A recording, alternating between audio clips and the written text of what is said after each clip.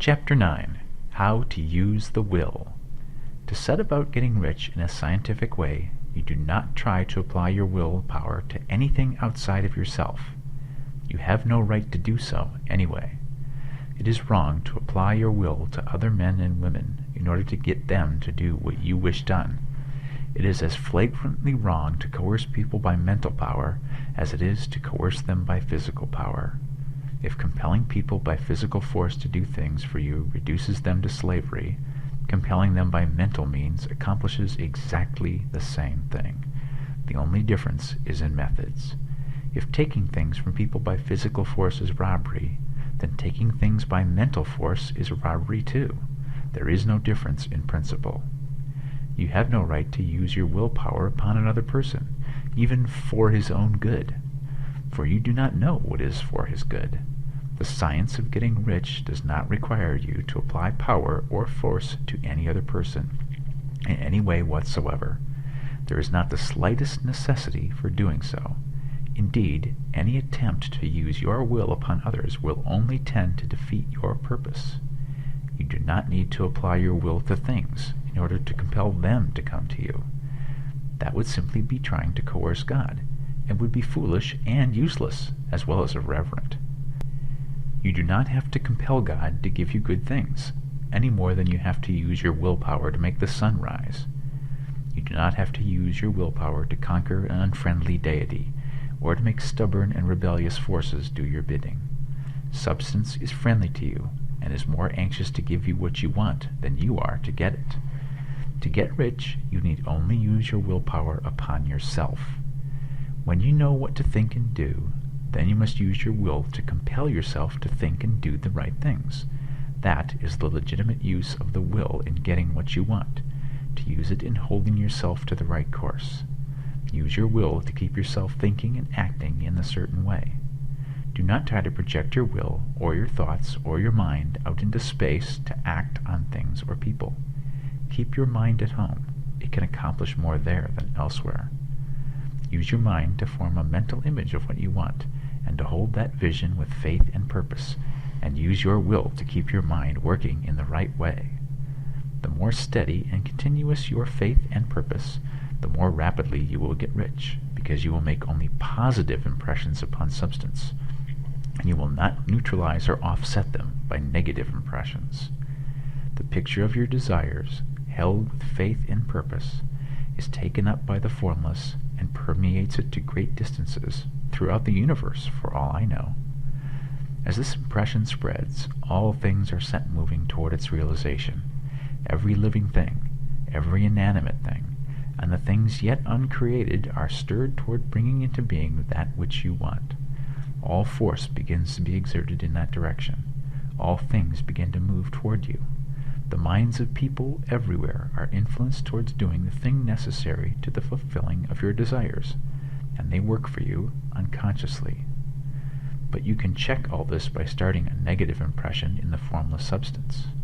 Doubt or unbelief is as certain to start a movement away from you as faith and purpose are to start one toward you. It is by not understanding this that most people who try to make use of mental science in getting rich make their failure. Every hour and moment you spend in giving heed to doubts and fears, every hour you spend in worry, every hour in which your soul is possessed by unbelief, sets a current away from you in the whole domain of intelligent substance. All the promises are unto them that believe, and unto them only. Notice how insistent Jesus was upon this point of belief, and now you know the reason why. Since belief is all important, it behooves you to guard your thoughts, and as your beliefs will be shaped to a very great extent by the things you observe and think about, it is important that you should command your attention.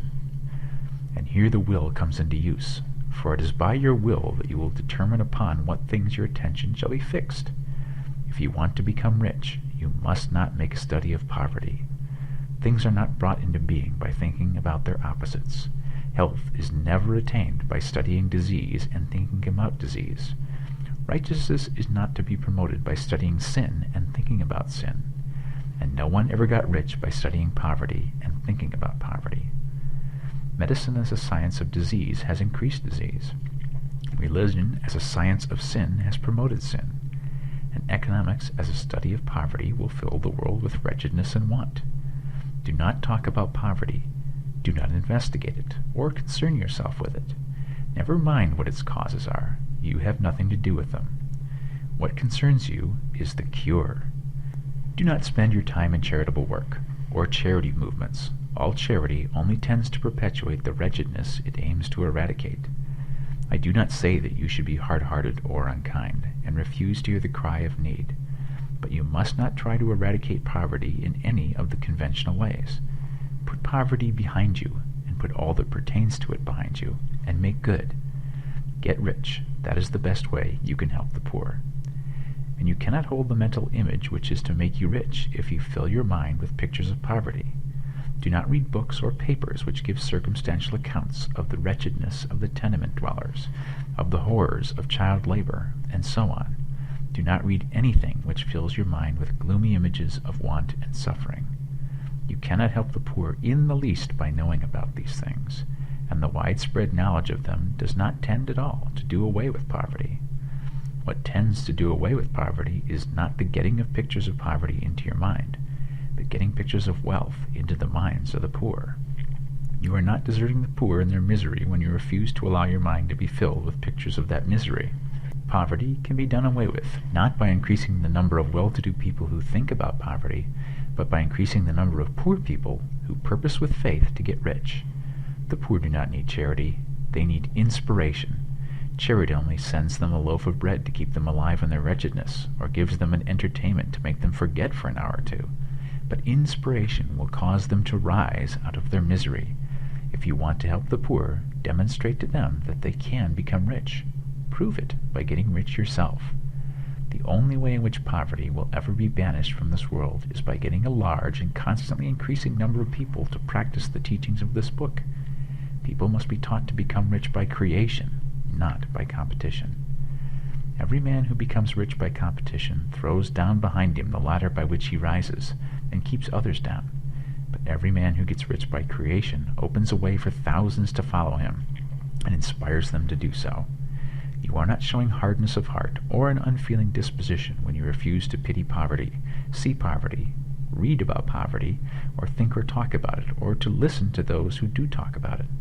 Use your willpower to keep your mind off the subject of poverty, and to keep it fixed with faith and purpose on the vision of what you want.